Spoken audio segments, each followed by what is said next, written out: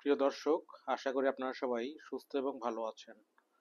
বিগত ভিডিওতে আপনাদের সাড়া আশানুরূপ পাওয়ায় আমি অত্যন্ত আনন্দিত এবং আপনাদের সাথে আমি আমার জীবনের অভিজ্ঞতাগুলো শেয়ার করছি। আশা করি ভিডিওটি লম্বা হয়ে গেলেও আপনারা এই ভিডিও থেকে উপকৃত হবেন। তো আমি শুরু করছি। আমি আজকে যে বিষয় নিয়ে কথা বলবো সেটা হচ্ছে বিশ্ববিদ্যালয়ের প্রথম বর্ষ থেকেই বা জাতীয় বিশ্ববিদ্যালয়ে যারা পড়েন তারা কলেজের প্রথম বর্ষ থেকেই কিভাবে বিসিএস প্রিপারেশন নিতে পারেন কিংবা বাংলাদেশের যে কোনো সরকারি চাকরির জন্য নিজেকে প্রস্তুত করতে পারেন সেই বিষয়ে। প্রথমেই বলে রাখা ভালো, বিসিএস বা যে কোনো সরকারি চাকরির প্রস্তুতি বিশ্ববিদ্যালয় জীবনের শুরু থেকে গ্রহণ করা উচিত কি উচিত না এই বিষয়ে অনেকের মধ্যেই মতভেদ থাকতে পারে, অনেকে বিভিন্ন মতামত পেশ করতে পারে।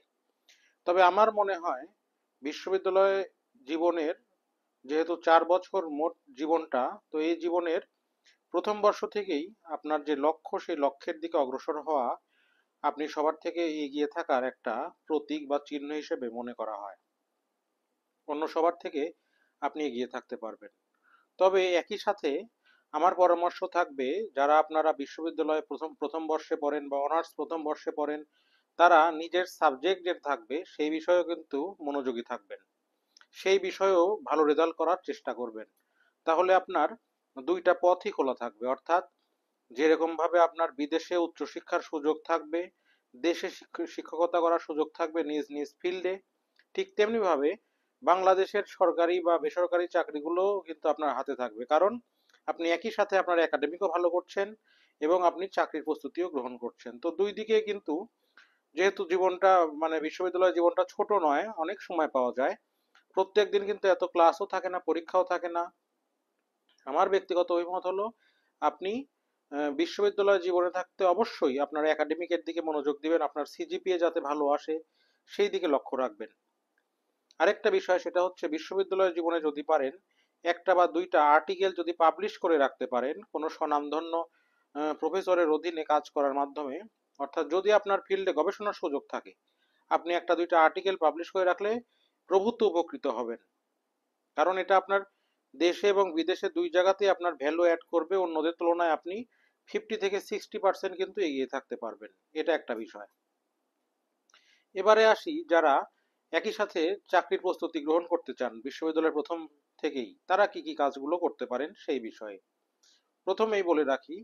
এই কাজটা করতে হলে আপনাকে বিশ্ববিদ্যালয়ের জীবনের যে 4 বছর আছে 4 বছরকেই ধাপে ধাপে ভাগ করে নিতে হবে।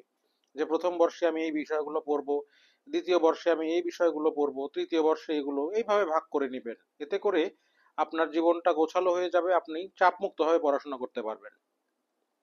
দ্বিতীয় কথা হলো, আপনি কারেন্ট অ্যাফেয়ার্স এবং প্রতিদিনের পত্রিকা প্রতিদিন পড়ার অভ্যাস নিয়মিত করবেন। প্রতিদিনের পত্রিকা থেকে আপনি কোন কোন বিষয়গুলো পড়বেন সেই বিষয়টা আমি বলতে চাই।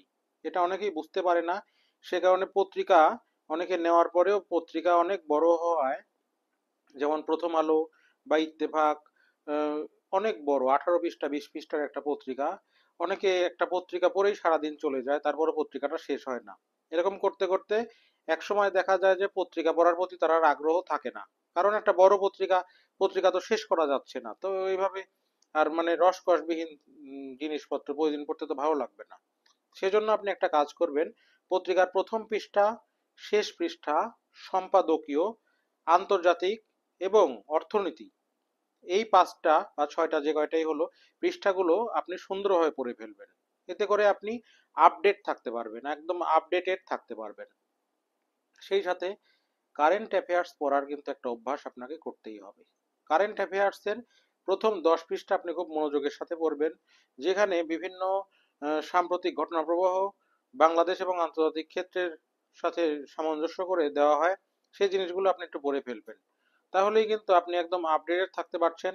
কারণ চাকরি পরীক্ষায় কিন্তু সাম্প্রতিক বিষয় থেকে অনেক অনেক প্রশ্ন হয়। তো এই বিষয়গুলো যদি আপনি পড়েন তাহলেই কিন্তু আপনি আপডেট থাকতে পারছেন। এবং কারেন্ট অ্যাফেয়ার্স একটা জিনিস আছে, সেটা হচ্ছে বিগত সালের যে প্রশ্নগুলো সেই প্রশ্নগুলো কিন্তু আপনি সেখান থেকেই কভার করতে পারবেন। তাহলে পত্রিকা পড়া গেল, কারেন্ট অ্যাফেয়ার্স গেল, দুইটা বিষয় আপনি এগিয়ে থাকছেন। তৃতীয়ত, বিশ্ববিদ্যালয় জীবনের প্রথম থেকেই আপনি টিউশনি করার অভ্যাসটা গড়ে তুলতে পারেন। এটা যে কতটা ফলপ্রসূ সেটা আমি ভাষায় প্রকাশ করতে পারবো না। এটা আমি বিভিন্ন জনের সাথে কথা বলে জেনেছি, যারা এখন বর্তমানে ইওনো বা যারা এখন বর্তমানে পুলিশের এএসপি, অ্যাডিশনাল এসপি বা এসি ল্যান্ড অনেকের সাথেই আমার কথা বলার সুযোগ হয়েছে। কথা বলে জেনেছি যে তারা বিশ্ববিদ্যালয় জীবনে প্রচন্ড মানে পরিমাণে টিউশনই করতো, এবং টিউশনি গুলো তারা করতো মূলত বিজ্ঞান, গণিত, ইংরেজি, তারপরে হলো আপনার আহ, এই বিষয়গুলোই তারা কিন্তু বেশিরভাগ পড়াতো। সেই সাথে আইসিটি পড়াতো। পড়ানোর ফলে কি হয়, একটা বিষয় যখন আপনি পড়বেন তখন যেটা সেটা যতটা না ইফেক্টিভ হবে, আপনি যখন কোনো জিনিস কাউকে পড়াবেন, বোঝাবেন, সেই জিনিসটা কিন্তু আপনি নিজের মধ্যেই ক্লিয়ার হয়ে যেতে পারবেন। এবং আপনি বোঝানোর মাধ্যমে আপনার মধ্যে যে ফাউন্ডেশনটা, অনেকে বলে তার ফাউন্ডেশন ভালো, সেই ফাউন্ডেশনটা কিন্তু বিল্ড আপ হয়ে যাবে। কারণ ওই জিনিসটা আপনি প্রস্তুতি নিতে হবে, পড়াতে হবে। পড়ানোর মাঝখানে কোনো কিছু বেঁধে গেলে আপনি কিন্তু সেটা আবারও ক্লিয়ার হয়ে আবারও পড়াবেন। এই জিনিসটা করবেন, এতে করে আপনি যেভাবে অর্থনৈতিক ভাবে স্বাবলম্বী হতে পারবেন, একইভাবে আপনার সকল প্রস্তুতি, বেশিরভাগ প্রস্তুতি হয়ে যাবে। এই একটা বিষয়। আরো একটা বিষয়, সেটা হলো আপনি আর কি কি করতে পারেন। আপনি বিশ্ববিদ্যালয় জীবনের 4 বছরে কয়েকটা গাইড বই নির্বাচন করতে পারেন, যে গাইড বইগুলোর কথা আমি আমার পরবর্তী পর্বে বলবো। এই গাইড বইগুলো বা এই মূল বইগুলো আপনি কিন্তু পড়ে পড়ে প্রত্যেকটা বর্ষে, যেমন আপনি ধরুন প্রথম বর্ষে বললেন বাংলার একটা বই পড়লেন, অগ্রদূত হতে পারে বা জর্জের এমপি3। দ্বিতীয় বর্ষে পড়লেন আপনি, দেখা গেল গণিতটা পড়লেন, গণিতের বীজগণিত, পাটিগণিত, জ্যামিতি, কি টাইপের প্রশ্ন হয়, বা বিসিএস এর প্রশ্ন ব্যাংকটা আপনি সমাধান করে ফেললেন। এভাবে যদি আপনি 4টা বছর ভাগ করে নিতে পারেন, তাহলে কিন্তু আপনি অনেকটাই অনেকটাই এগিয়ে থাকবেন। ঠিক আছে। আরো একটি বিষয় আমি না বললেই নয়, সেটা হলো আপনি যদি বাংলাদেশের যে বিভিন্ন ঐতিহাসিক স্থান, ইতিহাস সমৃদ্ধ স্থান, এই স্থানগুলো ভ্রমণ করতে পারেন, তাহলে কিন্তু আপনার চাক্ষুষ যে অভিজ্ঞতা, প্রত্যক্ষ যে জ্ঞান, সেই জ্ঞানটা অনেক প্রসারিত হবে এবং আপনাকে চাকরির বই দেখে দেখে কোনো বিষয় মুখস্থ করতে হবে না। এই বিষয়টা আপনি করতেই পারেন। ঠিক আছে। এই একটা বিষয় গেল। যেমন আপনি যদি ঢাকা শহরে থাকেন, ঢাকা শহরে আপনি সংসদ ভবন, আহসান মঞ্জিল, লালবাগ কেল্লা, ছোট কাটরা, বড় কাটরা, বা ঢাকার অদূরে সোনারগাঁও জাদুঘরে যেতে পারেন। এগুলো করলে আপনার বারো ভূঁইয়াদের সম্পর্কে জ্ঞান বাড়বে, ঢাকার তৎকালীন নবাবদের সম্পর্কে জ্ঞান বাড়বে, ঢাকা বিশ্ববিদ্যালয় এলাকাটা ভ্রমণ করতে পারেন। ঠিক আছে। এইভাবে করলেই কিন্তু আপনার যে প্রত্যক্ষ জ্ঞান, বিভিন্ন ভাস্কর্য, বিভিন্ন কিছু, যে কারা কি কোনটা ইয়ে করেছে, কোনটার নাম কি, সবকিছু আপনার আত্মস্থ হয়ে যাবে। এই বিষয়টা করবেন। সেই সাথে আপনার বিশ্ববিদ্যালয়ে পড়াকালীন এক্সট্রা কারিকুলার অ্যাক্টিভিটিস কিন্তু করতে পারেন, যেমন ডিবেটিং, বা কেউ দেখা গেল করতে পারে কি, রিসাইটিং পয়েমস মানে কবিতা আবৃত্তি করতে পারে, উপস্থিত বক্তৃতা দেওয়ার ইয়েগুলো করতে পারে, প্র্যাকটিস গুলো করতে পারে। ডিবেটিং আমি করতাম বিশ্ববিদ্যালয়ের প্রথম বর্ষ থেকেই করতাম। এর মাধ্যমে আমার কথা বলার কিন্তু একটা ফ্লুয়েন্সিটা ডেভেলপ হয়েছে। আমি মানুষের মধ্যে কথা বলতে মানে ইতস্তত বোধ করি না বা বিব্রত হই না।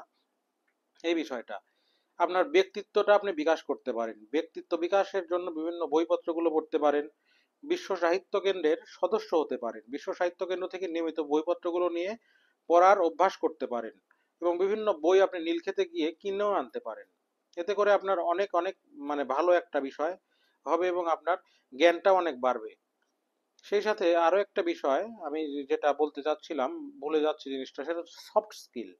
আপনি কোডিং শিখতে পারেন, আপনি পাওয়ার পয়েন্ট শিখতে পারেন এবং এক্সেল শিখতে পারেন। এই 3-4টা সফট স্কিল যদি আপনি আয়ত্ত করতে পারেন, আপনি অনেকের চেয়ে দৌড়ে অটোমেটিক্যালি এগিয়ে যাবেন। তো সবাইকে ধন্যবাদ আমার ভিডিওটি দেখার জন্য। আশা করি ভিডিওটি ভালো লেগেছে। আমি আমার জীবনের যে মানে অভিজ্ঞতা, সেই অভিজ্ঞতা থেকে কথাগুলো বললাম। ভালো লাগলে অবশ্যই পাশে থাকবেন। আপনাদের অনুপ্রেরণাই কিন্তু আমার ভিডিওগুলো তৈরি করার ক্ষেত্রে মূল পাথেয়। সবাই ভালো থাকবেন। Thank you for watching.